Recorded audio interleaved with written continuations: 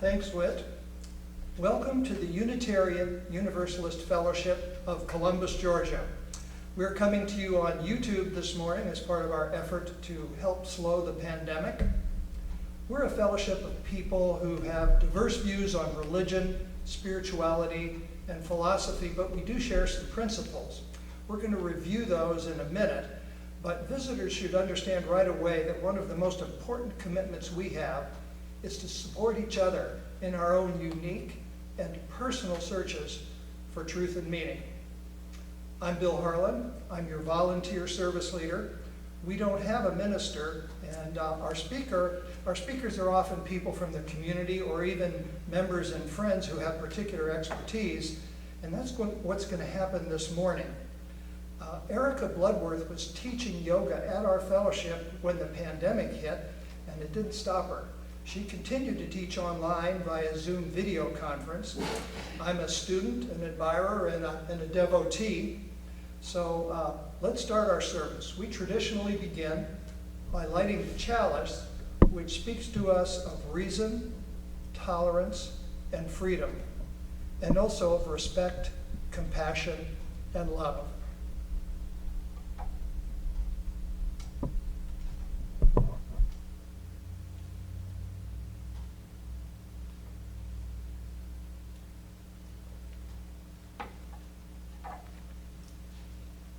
We do have some announcements this morning. Next week, we're going to also have a very useful kind of pandemic-oriented presentation by Joni Andrus.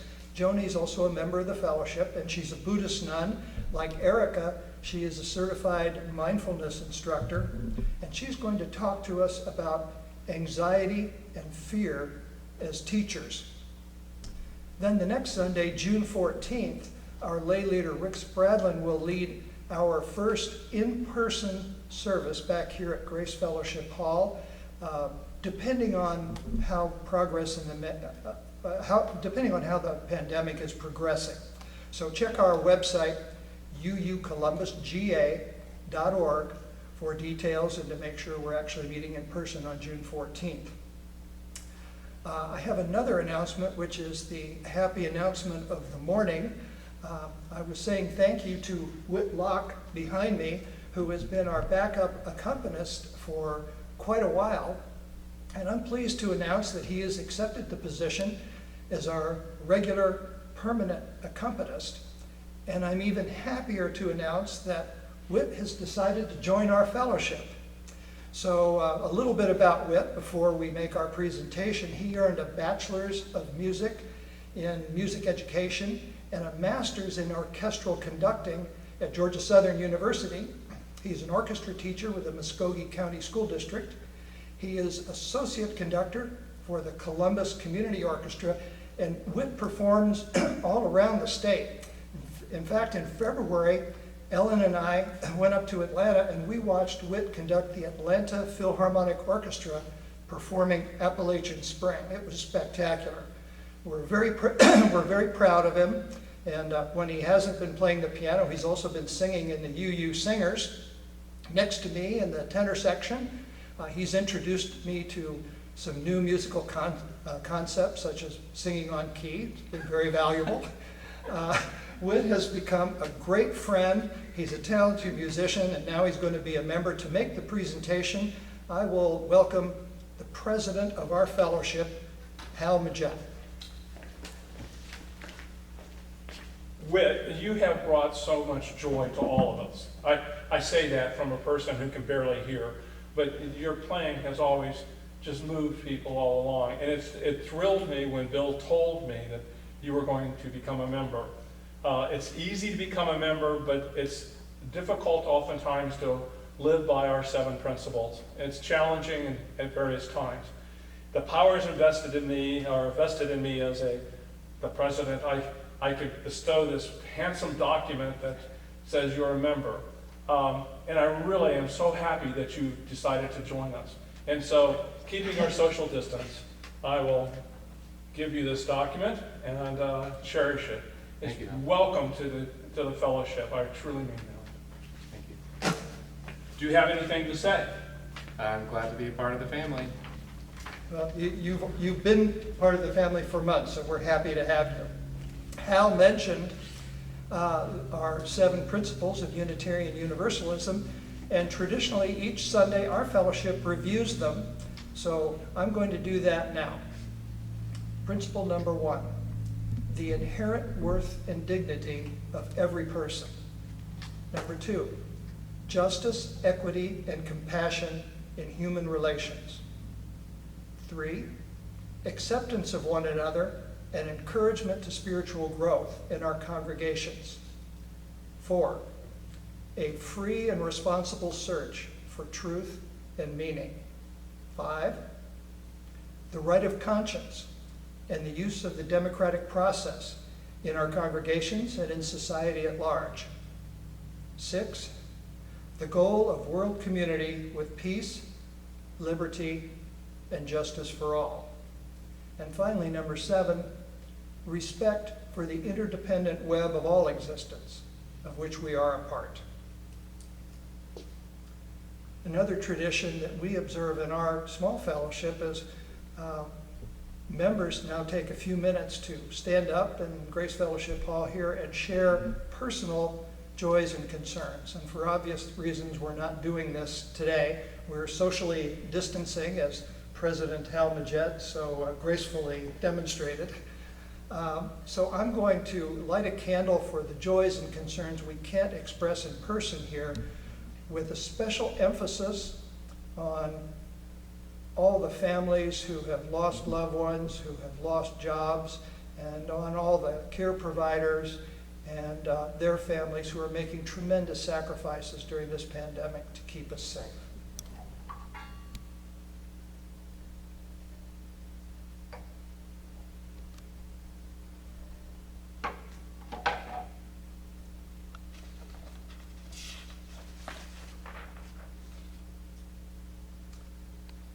And yet another unique aspect of our services here in Columbus, Georgia, is a toast. This is a celebration of life toast. It has no doctrinal significance. There's no transubstantiation or consubstantiation. It's really just a warm tradition, and we invite all of you to share it with us. If you weren't prepared for this, you can just pause your video, refill your cup of coffee, refill your glass of something else if it's later in the day, and join me. We celebrate life with its beauty and its pain. We lift these cups in tribute to the achievements of human minds and hands, and in sensitivity to the frustrations of misfortune and heartache, not fixing blame for the outcome of chance, sensing the risk, savoring the joy, sharing it all, knowing of the certainty of death, and remembering the value of each moment. We drink our toast of celebration to this time, to the future, to each other, to the throbbing of the earth and the sea and sky with life. All together, we drink this toast in celebration of life.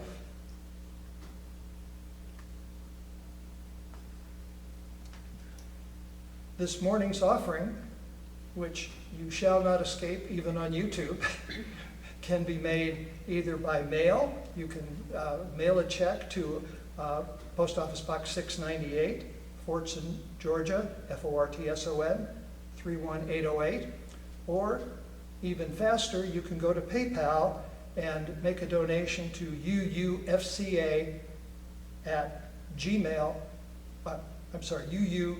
UUFCGA at gmail.com. That's at PayPal. And while you're firing up PayPal and getting your stamps out and licking them, Whitt will play Learning to Walk.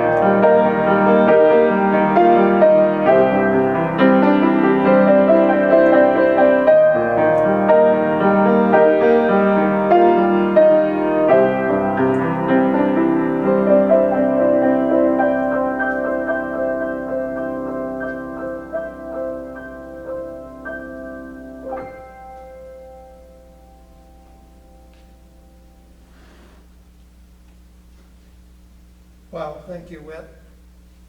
And now for our Sunday talk, Erika Bloodworth. Erika was a nationally ranked gymnast when she first started learning about visualization techniques.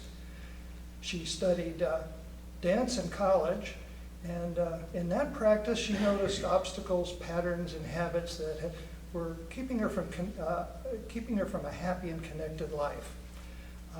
Those experiences led to a degree in counseling and certifications in mindfulness-based stress reduction and yoga.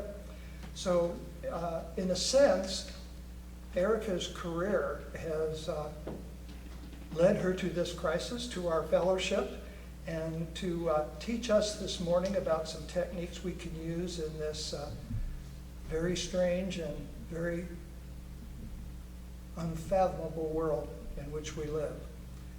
Erika, welcome.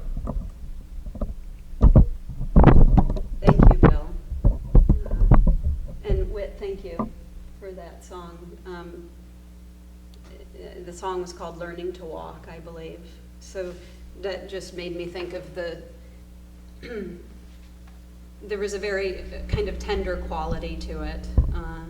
And in learning anything, there's a vulnerability and a tenderness. So we're definitely learning a lot right now, learning to live in this new world, learning to work remotely and video church services remotely, teach yoga remotely, wear masks, be in each other's presence without being able to see somebody's full face.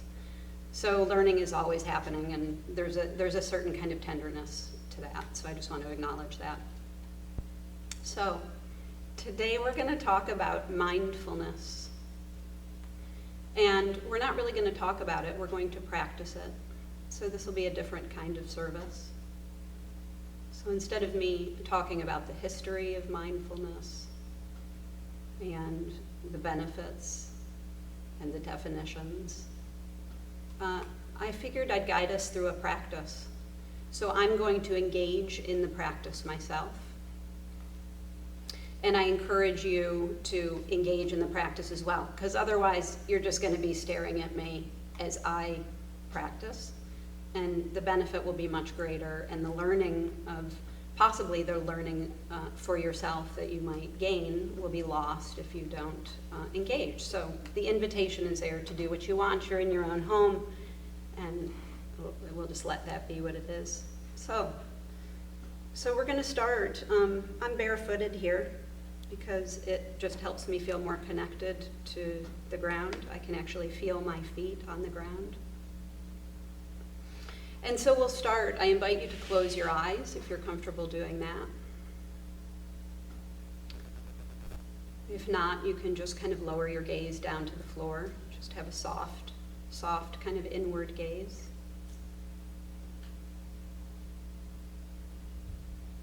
And then just start by feeling your feet on the floor. So place your feet underneath your knees.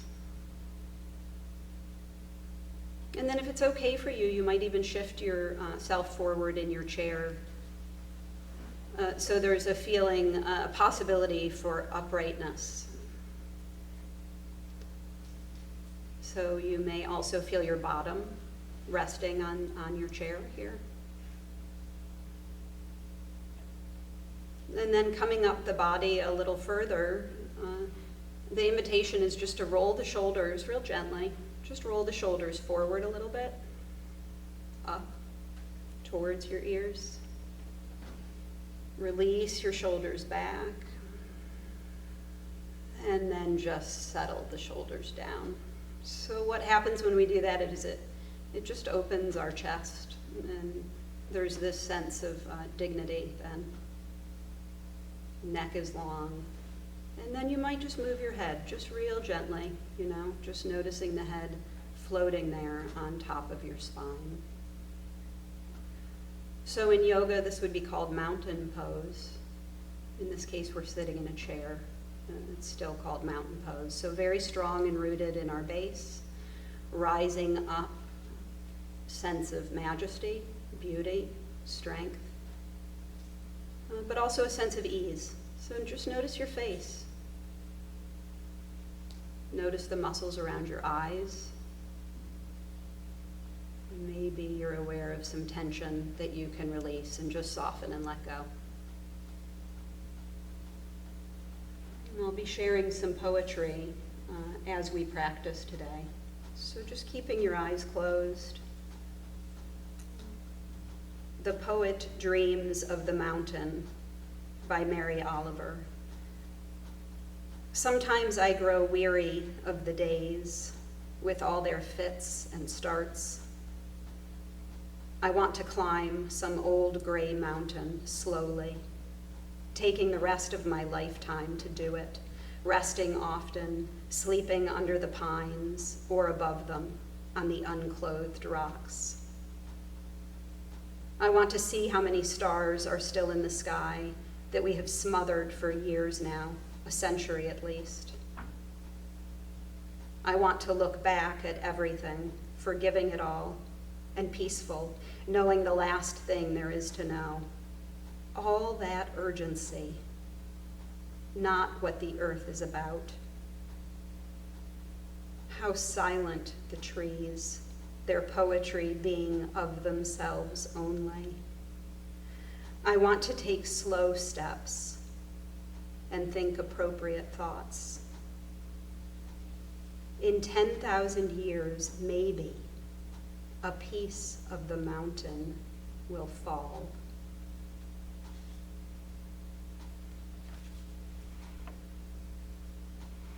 And so now if you're okay with doing this, we'll move very simply, very gently, mindfully. So that just means with awareness to what's happening right here in your body, in this moment.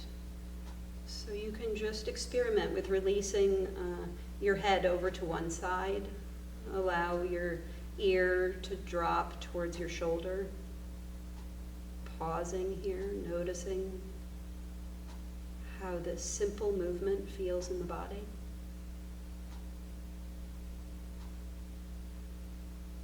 Then you can release your head forward, bringing your chin towards your chest. Again, just pausing and breathing.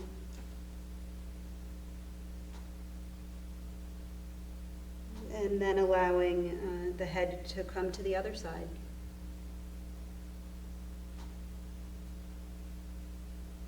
Just this. And then you can just allow the head to either be like a pendulum, so it rocks just gently back and forth. Or if you want to explore allowing the head to go all the way around, you can do that. You might hear the crackling in your neck. You might just feel certain sensations as you just slowly, gently move the head from side to side.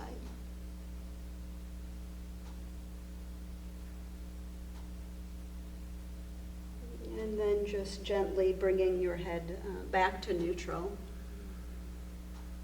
Perhaps re-engaging through your spine, finding a little bit of length. Releasing and relaxing your shoulders.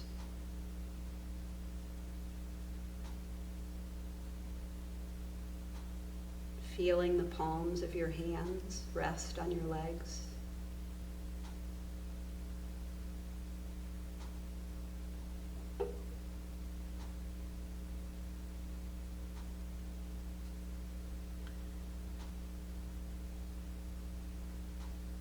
Kabir,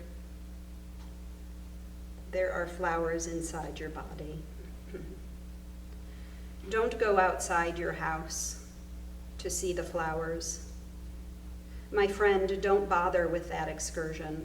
Inside your body, there are flowers. One flower has 1,000 petals. That will do for a place to sit. Sitting there, you will have a glimpse of beauty inside the body and out of it, before gardens and after gardens.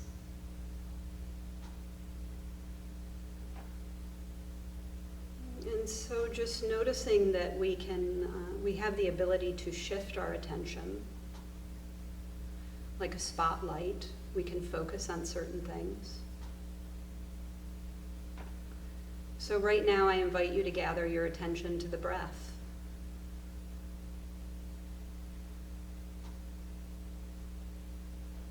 You might feel coolness as you inhale in the nostrils. Maybe you notice a gentle rising and falling in your chest.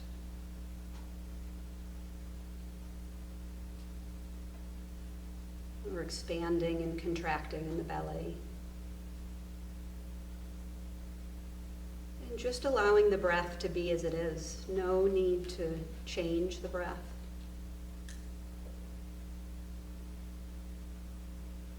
Just noticing what's here. Breathing in, breathing out.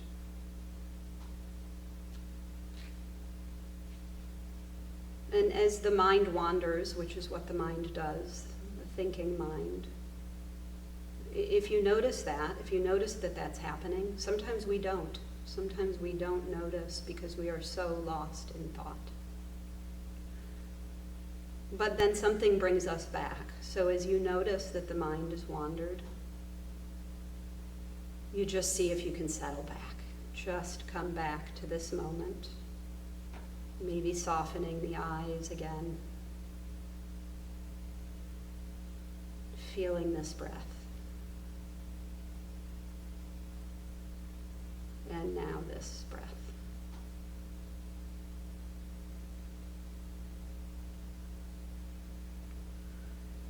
And so inviting a little more movement, you can think about gazing up towards the sky. You could keep your eyes closed or you can open them and take in what's there.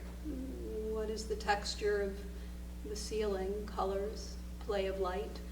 And just have this sense of opening a little bit through your heart area, through your chest, just allowing the shoulders to be open.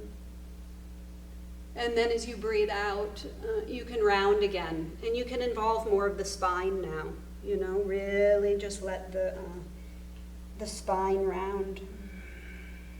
Breathing and feeling this. So trying that one more time. The next time you inhale, opening, lifting your gaze, opening your heart. And then as you exhale, just softening back, rounding the spine.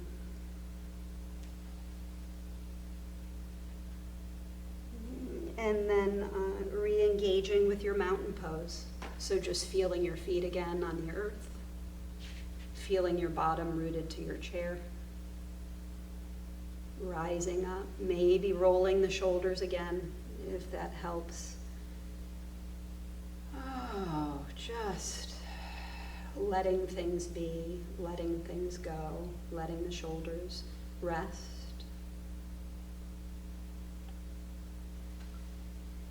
So in this particularly stressful time,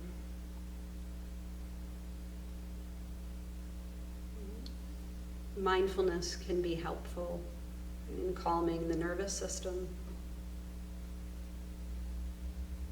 in unhooking us from checking the news yet again, noticing thoughts of worry, perhaps panic, and seeing if we can't just come back to what's actually happening in our lived experience right here.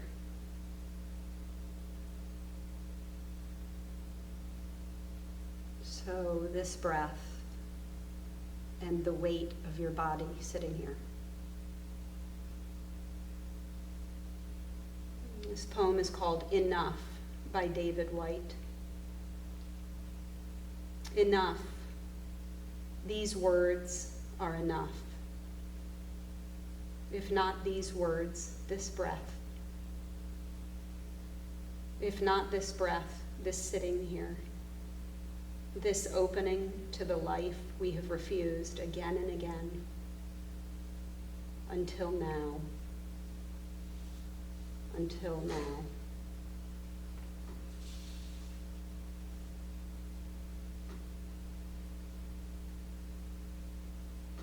And so now I invite you to let the breath be. Of course it's there, it's with us. Isn't that amazing? Day after day, month after month, year after year.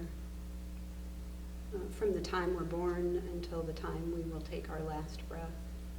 What a miracle.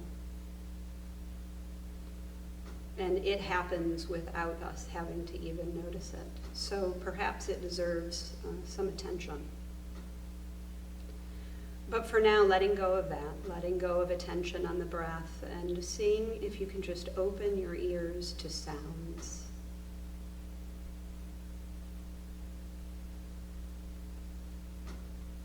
Not having to label the sounds, just the perception of sound.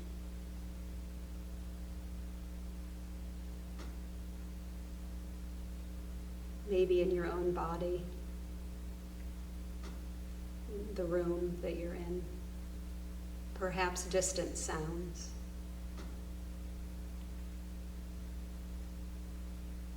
Just opening to the life that is right here, all around us, listening.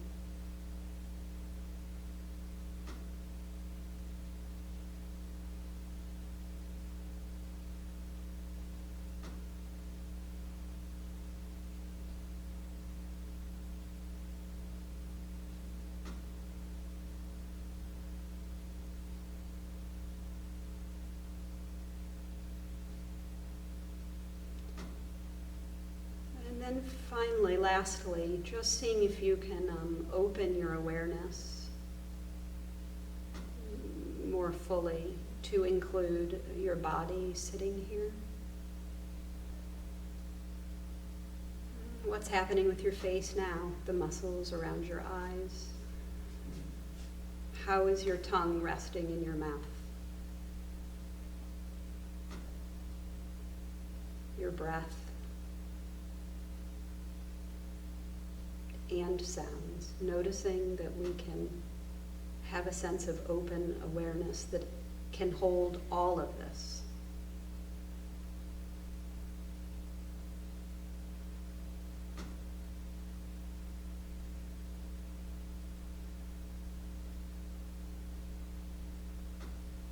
The Summer Day by Mary Oliver. Who made the world?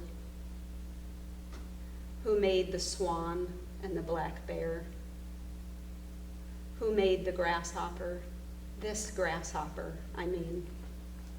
The one who has flung herself out of the grass, the one who is eating sugar out of my hand, who is moving her jaws back and forth instead of up and down, who is gazing around with her enormous and complicated eyes.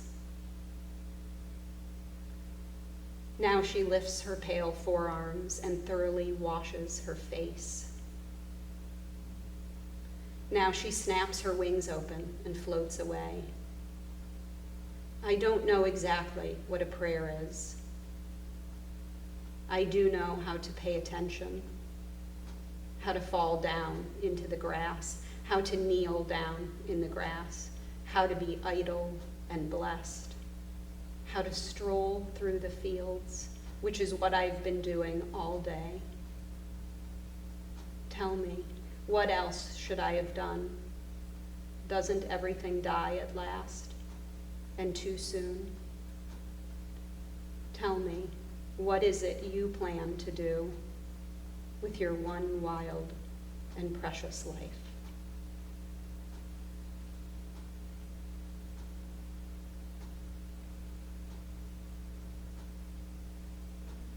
So just offering yourself some gratitude for taking this time to be with yourself in this way of not doing, but of being. And if you're interested, you could place a hand on your heart, just connecting with yourself here. This is kind of called self-soothing touch. You might put both hands on your heart here. And there's a loving kindness meditation that seems appropriate, especially during these times. So first we'll offer this to ourselves. So you can just silently say, if you want to, may I be happy.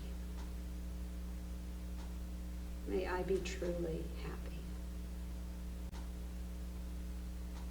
May I be healthy and well. May I feel safe and secure. And may I be at ease.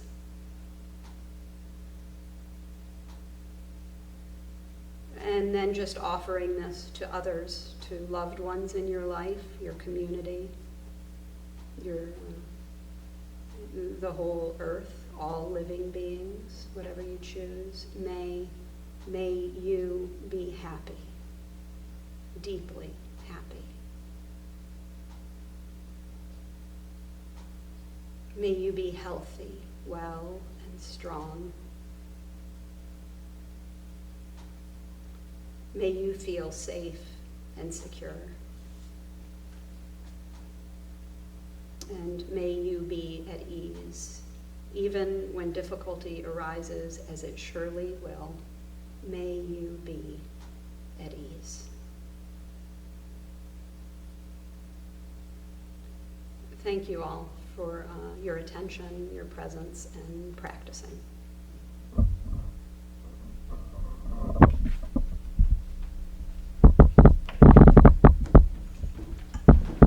Thank you, Erika.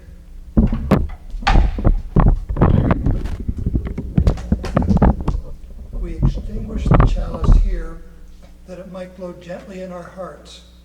May it light your path as you leave this place.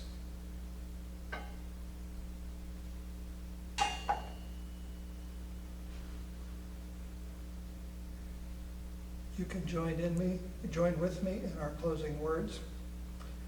With unity of spirit, we go our ways in universal fellowship until we meet again.